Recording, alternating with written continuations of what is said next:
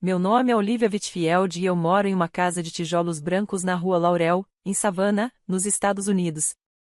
Visto da calçada, parece apenas mais uma casa típica do sul, dois carvalhos guardando o jardim, um balanço na varanda que rende com o vento e uma fenda de correio de latão, desgastada pelos anos de uso.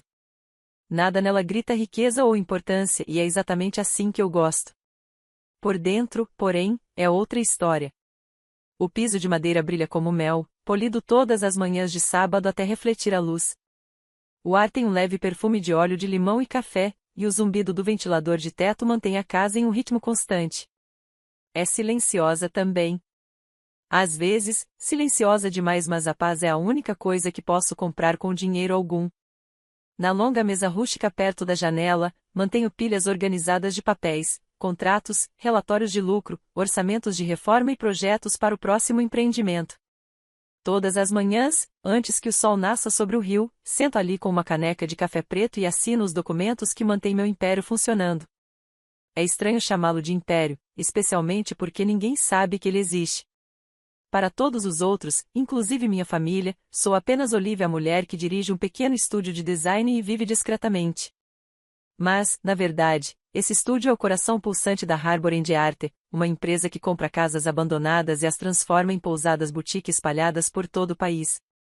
Começamos pequenos.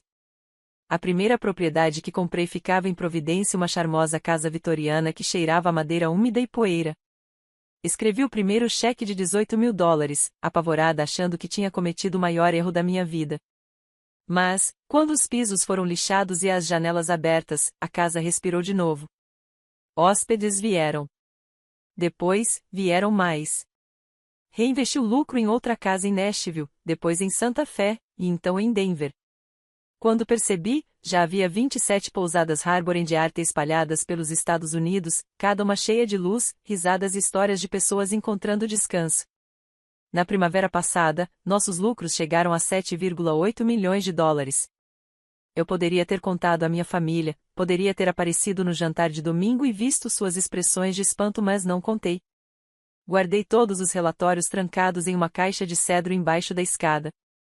O cheiro da madeira me conforta. Lembra-me que segredos, como o cedro, podem preservar o que apodreceria se exposto ao ar livre. Não escondi meu sucesso por vergonha. Escondi porque a paz é frágil. Minha mãe, Margaret Whitfield, é o tipo de mulher que mede o valor de uma pessoa pela organização da cozinha. Ela ama a ordem, mas apenas quando é ela quem dá as ordens. Meu pai, Douglas, é um homem bondoso, mas acredita que a vida é uma competição e está determinado a nunca perder. Nos jantares de domingo, ele marca pontos com tinta invisível: quem dirige o melhor carro, cujos filhos estudaram nas melhores escolas, quem tem a maior casa. Meu irmão, Graham, o filho dourado, aprendeu cedo a jogar esse jogo. Ele chama de charme. Eu chamo de manipulação. Quando éramos crianças, Graham sempre revirava os olhos sempre que eu mostrava ambição. Você é séria demais, Olivia, dizia, rindo como se aquilo fosse um elogio. Quando fundei a Harbor Arte, disse à minha família que era apenas um pequeno projeto paralelo. Eles assentiram educadamente, provavelmente certos de que não daria em nada. Aprendi então a guardar meus sonhos em cantos silenciosos, onde ninguém pudesse zombar deles, como quem dobra colchas finas e as esconde em um armário de linho. Até que chegou o dia em que decidi dar um emprego a Graham. Eu acabara de abrir uma nova propriedade em Boulder e precisava de alguém para administrá-la. Meu coração dizia para dar uma chance a ele, minha cabeça dizia para não fazer isso. Mas corações são teimosos. Contei ao conselho que ele era qualificado, mesmo sem experiência alguma. Disse que traria uma energia nova. Na verdade, eu só queria salvá-lo de si mesmo. Ofereci a ele um salário de $160.000 por ano, muito mais do que ele já havia ganhado, e ainda permiti que morasse sem pagar aluguel na casinha de pedra atrás da pousada. No começo, ele ficou radiante, encantando a todos com seu sorriso fácil e histórias sobre sua visão para a empresa. Eu deixei passar, achando que um pouco de ego não fazia mal a ninguém. Mas, aos poucos, comecei a perceber as rachaduras. Aprovações atrasadas, ligações perdidas, fornecedores que se recusavam a trabalhar com ele depois de uma ou duas grosserias. Quando tentei conversar, ele me dispensou com um gesto. Relaxa, Olivia, dizia.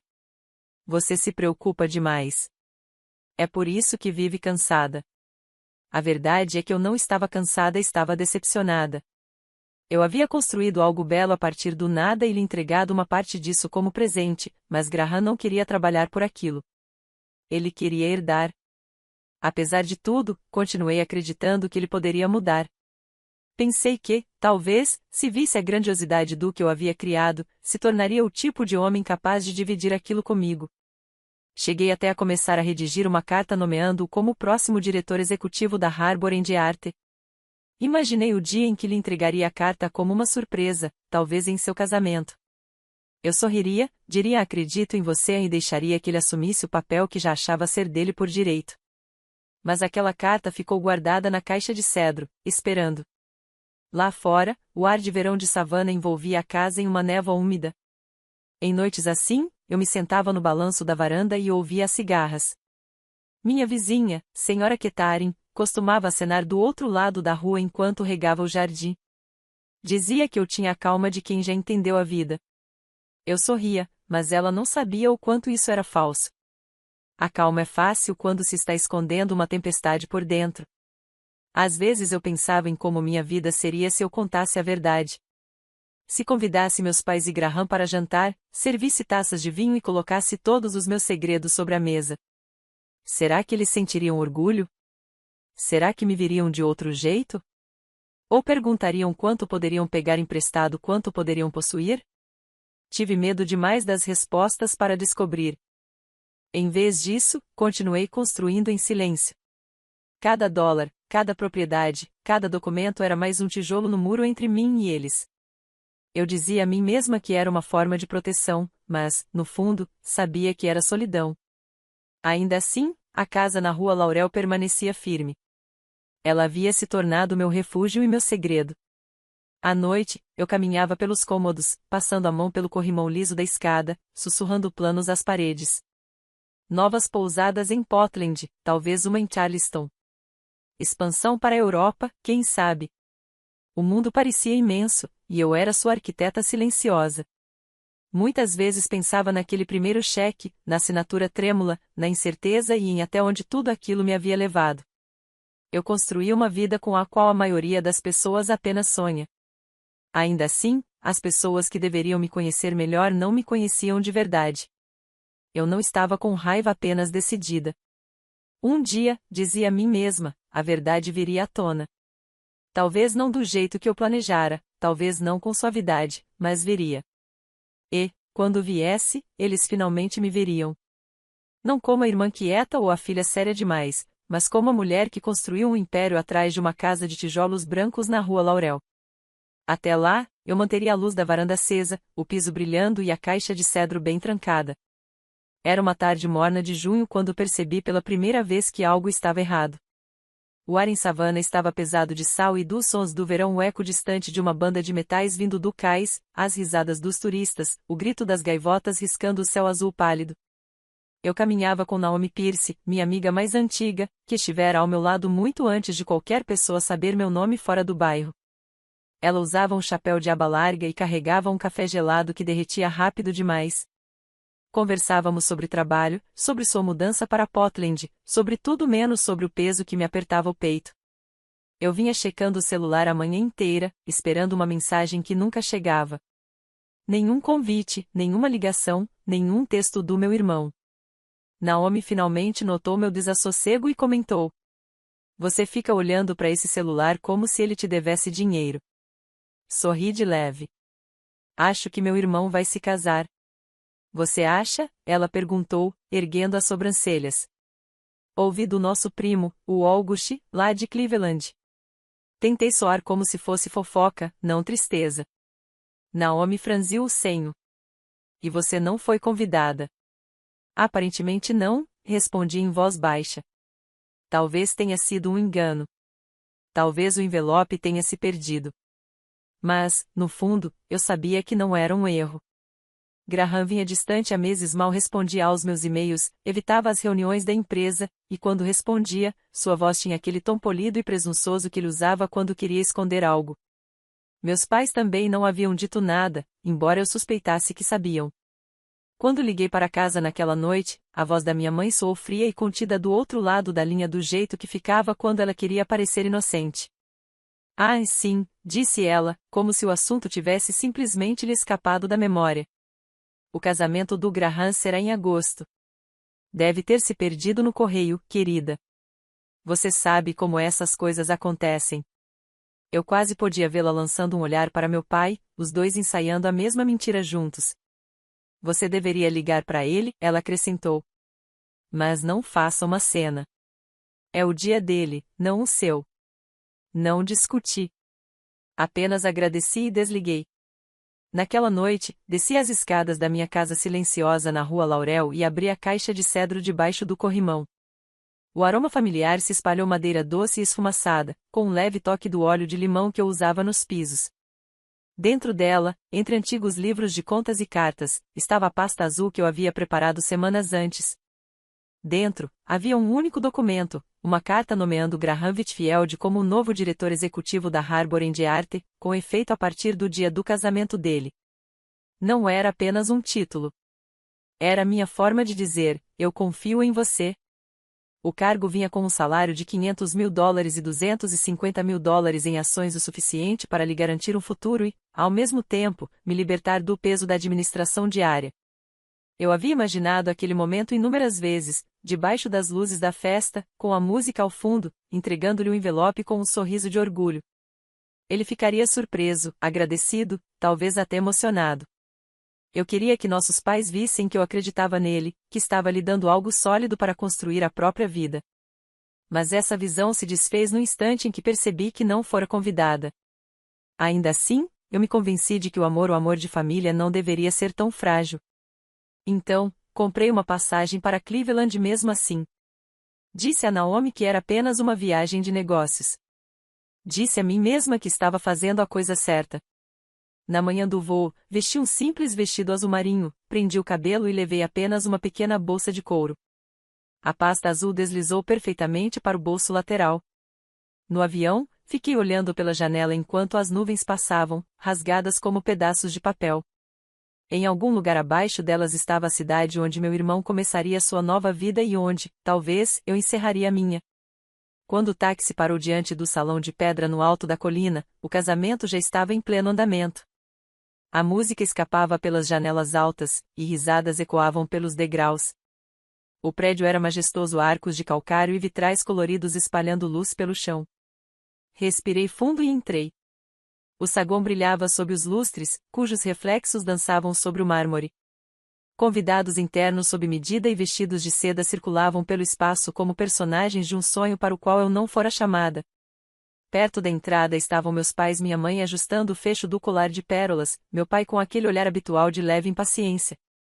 Quando me viram, a surpresa brilhou em seus rostos, seguida de desconforto. Olivia, disse minha mãe, a voz tensa. Ah, você veio. Vim, respondi, forçando um sorriso. É o grande dia do Graham. Ela hesitou, depois se inclinou como quem compartilha um segredo. Talvez seja melhor você sentar lá no fundo, só para evitar confusões. O assento dos familiares próximos já está reservado. Eu sou família próxima, respondi. Sim, claro, querida. Mas hoje não é sobre você, disse meu pai suavemente, desviando o olhar. Deixe ele ter o momento dele.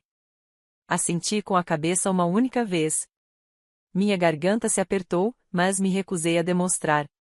Segurei a pasta azul junto ao peito e passei por eles em direção ao salão da recepção. O ambiente reluzia rosas brancas em cada mesa, taças com bordas douradas, velas tremeluzindo em castiçais de cristal. As pessoas sorriam educadamente para mim, sem reconhecer quem eu era. Eu era uma convidada sem nome. Quando finalmente encontrei Graham, ele estava perto do bar, radiante em um terno cinza, com sua nova esposa, Evelyn Ross, ao lado. Ela era encantadora, elegante, gentil, e completamente alheia à tempestade que se formava dentro de mim. Esperei até que um pequeno grupo de convidados se afastasse, então me aproximei. Parabéns, disse eu, com a voz calma, mas trêmula nas bordas. Ele se virou, e o sorriso vacilou por um instante. Olivia, você, veio. Claro, respondi. Família deve estar junta em momentos como este. Ele deu uma risada sem graça, e alguns de seus amigos próximos riram também. Então, com um sorriso debochado que cortou como uma lâmina, ele disse em voz alta: Este é o meu casamento. Pedir esmola não é permitido. O salão ficou em silêncio por um segundo. Depois, risadas dispersas ecoaram como o vidro se quebrando. Minhas bochechas queimaram. Cada palavra que eu queria dizer engasgou na minha garganta. Eu podia sentir o olhar da minha mãe sobre mim, o silêncio do meu pai, os olhares curiosos de estranhos que não sabiam da história mas adoravam o espetáculo. Eu quis virar e ir embora. Mas respirei fundo, daquele tipo de respiração que estuda o mundo. Encontrei os olhos de Graham e disse, em voz baixa, porém firme: Você está demitido. Ele piscou, como se a palavra não fizesse sentido. O quê? Você me ouviu? Repeti com calma. Você está demitido. O riso dele morreu. Como assim é possível? Abri a pasta azul não na carta que o nomeava CEO, mas no contrato assinado que ele mesmo havia implorado para eu redigir. Meus dedos não tremiam. Porque a empresa é minha, eu disse. E você trabalha para mim? Um murmúrio se espalhou pelo salão. Alguém deixou cair uma taça. O sorriso de Evelyn desapareceu. O rosto do meu irmão empalideceu. Fechei a pasta, virei-me para a noiva e falei com delicadeza. Desculpe pela cena. Você merece uma noite feliz. Então saí para o ar fresco de Cleveland, o som dos meus saltos ecoando nos degraus de pedra a cada passo firme, certo, definitivo. No táxi, encostei a testa no vidro e observei as luzes da cidade se desfazendo em borrões. Atrás de mim, minha família se desmantelava. À frente, minha vida começava de novo. Mais silenciosa, mais solitária, mas minha. E enquanto o carro se afastava, murmurei a verdade para mim mesma pela primeira vez. Às vezes, o amor não é sobre o que você dá. É sobre o que você deixa de dar. A banda havia começado uma nova música, e os convidados brindavam, alheios à pequena tempestade que estava prestes a atravessar a celebração. O aroma de rosas e champanhe pairava pesado no ar. Segurei firme a pasta azul enquanto procurava por Graham. Eu não estava mais nervosa, apenas vazia como um sino que havia sido tocado vezes demais. Encontrei-o perto do bar, com uma taça de uísque na mão. Ele parecia exatamente como eu me lembrava quando éramos mais jovens, bonito, confiante, seguro demais do próprio charme. A diferença agora era o terno caro, os sapatos brilhantes e a multidão de admiradores que o cercava como se ele fosse o sol. Ao seu lado estava sua nova esposa, Evelyn Ross, usando um vestido prateado, o riso leve e sincero. Ela era linda, e por um breve e doloroso segundo, quase senti pena dela. Respirei fundo e dei um passo à frente. Graham, chamei suavemente. Ele se virou, o sorriso largo até o momento em que me reconheceu. Seus olhos vacilaram surpresa, depois irritação. Olivia, eu não esperava. Achei que você não veria.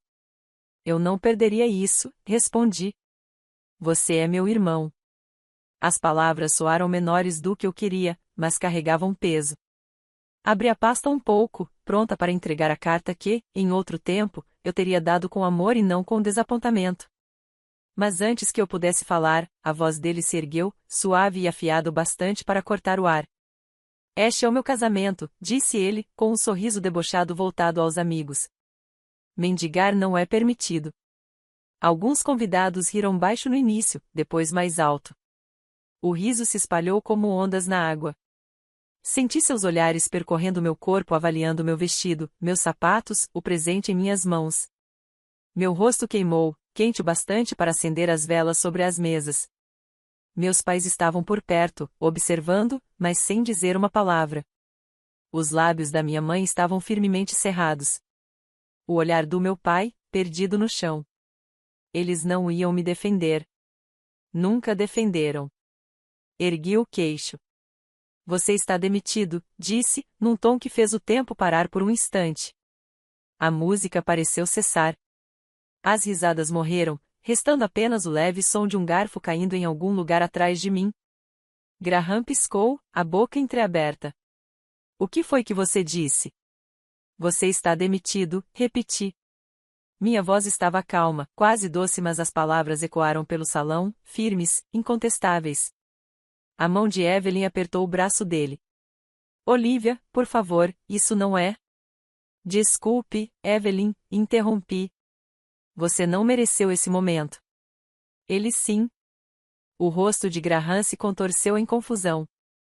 Você não pode me demitir. Você nem trabalha comigo assim. Eu sou. Você é o gerente regional da filial Harbor and Art em Boulder, disse, com firmeza. Você assinou um contrato quando eu te contratei. Seção 5, parágrafo 3, rescisão por justa causa inclui negligência, má conduta ou ações que prejudiquem a reputação da empresa. Acho que esta noite se encaixa nas 3. Os amigos dele se remexeram desconfortáveis. Os convidados que haviam rido segundos antes agora fingiam olhar para outro lugar. Abri a pasta e ergui o contrato, a assinatura dele ali, nítida e confiante, no final da página. Você perdeu 2 prazos de inspeção, ignorou problemas de segurança por 6 semanas e insultou um fornecedor de tal forma que ele se recusou a renovar o contrato conosco. Eu encobri seus erros mais vezes do que você imagina. Você ia me tornar CEO? Ele perguntou de repente, a voz pequena, rachando sob o peso da descrença. Sim, respondi baixinho.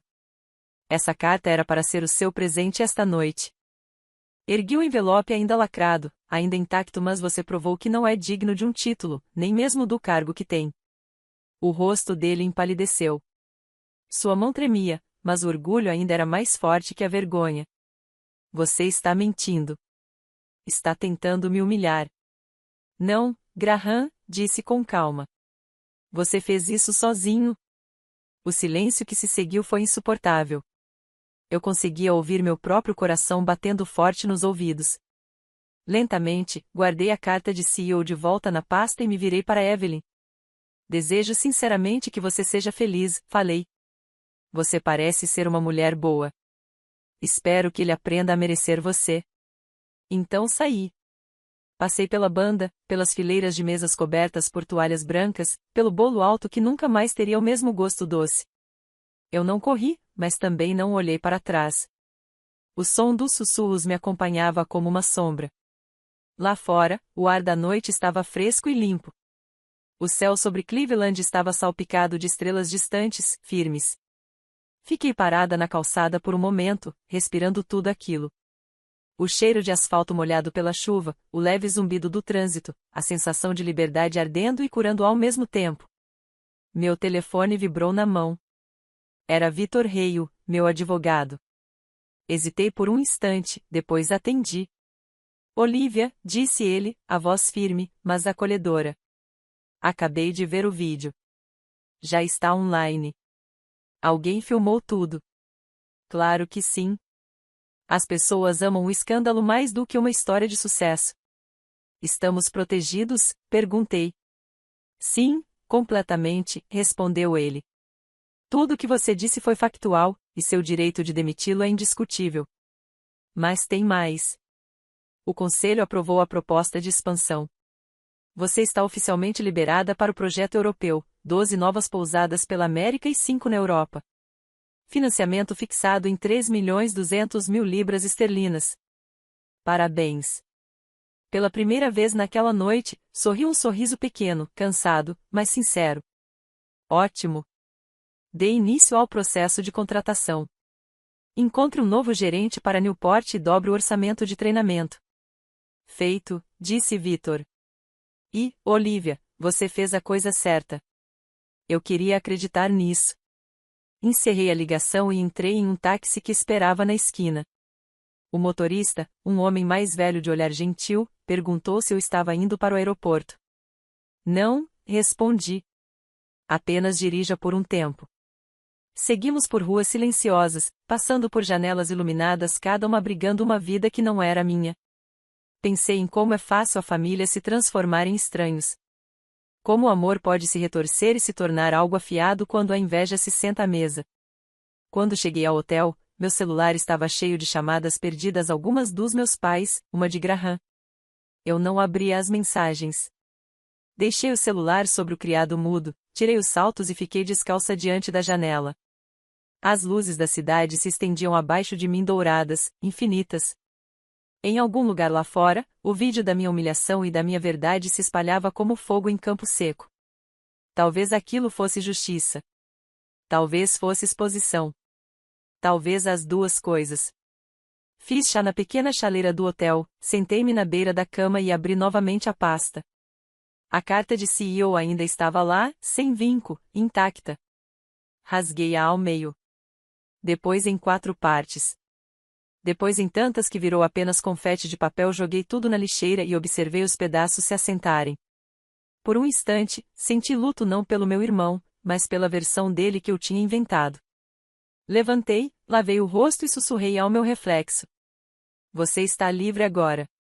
As palavras soaram estranhas, mas verdadeiras. Lá fora, a cidade fervilhava cheia de pessoas que não sabiam meu nome e não se importavam com a minha história. Pela primeira vez em anos, encontrei conforto nessa anonimidade. Subi na cama, puxei o cobertor e deixei o som distante dos carros me embalar até o sono chegar. Amanhã, o trabalho continuaria. Amanhã, o mundo não lembraria de mim como a irmã humilhada em um casamento, mas como a mulher que construiu algo inabalável e teve coragem de protegê-lo. E se algum dia alguém me perguntasse o que aconteceu naquela noite, eu contaria a verdade da forma mais simples possível. Eu não perdi um irmão. Eu encontrei minha força. Em setembro, o ar em Savannah havia amolecido novamente. O calor daquele ano se despediu mais cedo, e, pela primeira vez em meses, pude sentar na varanda sem sentir o ar grudando na pele. Voltei para casa depois do casamento em Cleveland com um tipo de silêncio que se instalou fundo nos meus ossos.